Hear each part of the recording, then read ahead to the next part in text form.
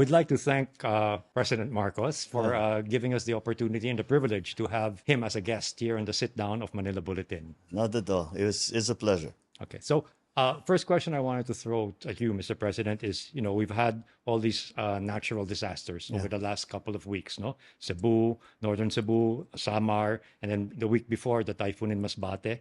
Yeah. It seems we're very disaster prone, no? And this year has Yeah. been like a Pandora's box in terms of natural disasters. Yeah. How would you assess the Philippines, or what grade would you give us in terms of disaster preparedness and in terms of resilience? In government, the best that we can do is really to be prepared as we can possibly be, and move very, very quickly. Yeah.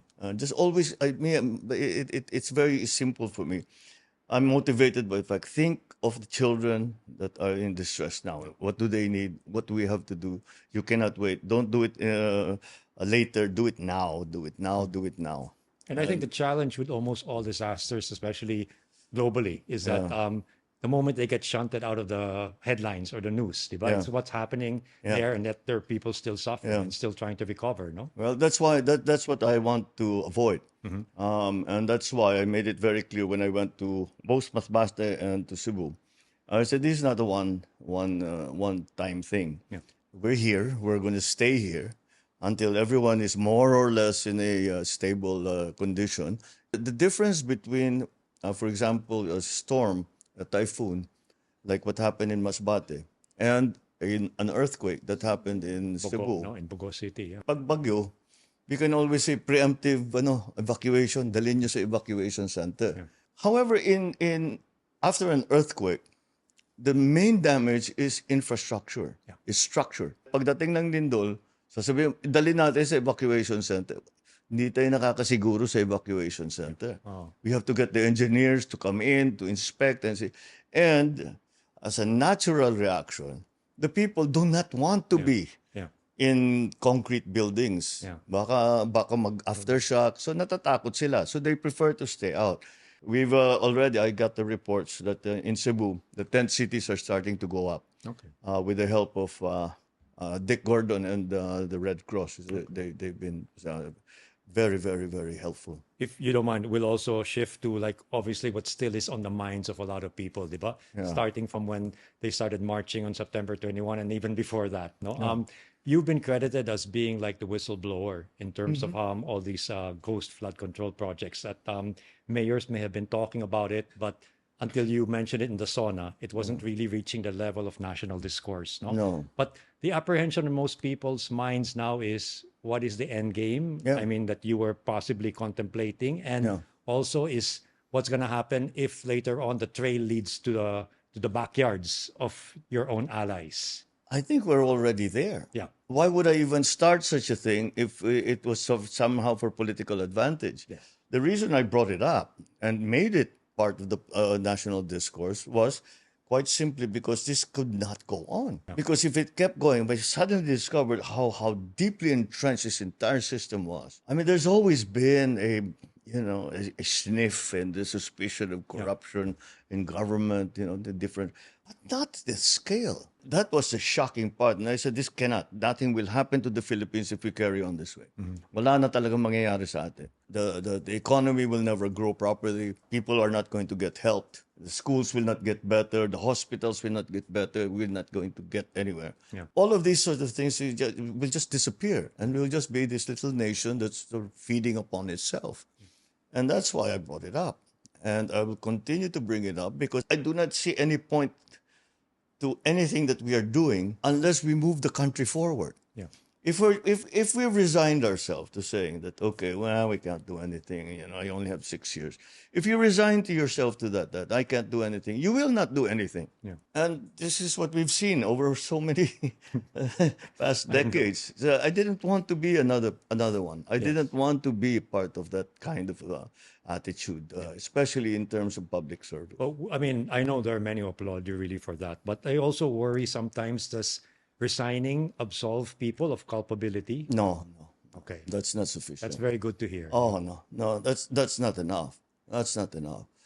There is a great deal of damage that has been caused, not only financial damage or economic damage, but actual damage to people's lives.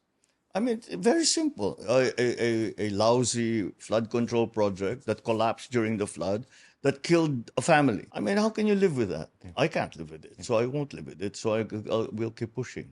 So you've also recently ordered the realignment, no, of about 255 billion pesos from Yeah. DPWH flood control projects, Yeah. quotation marks, to other possible venues where it would be spent. No, can you sort of like talk about where you want to prioritize now? This, Yeah, 255.5 billion is basically because of the no flood control projects for 2026. okay, So that's where we got that number. yeah, It does not mean that we have given up completely on infrastructure yeah, because we cannot.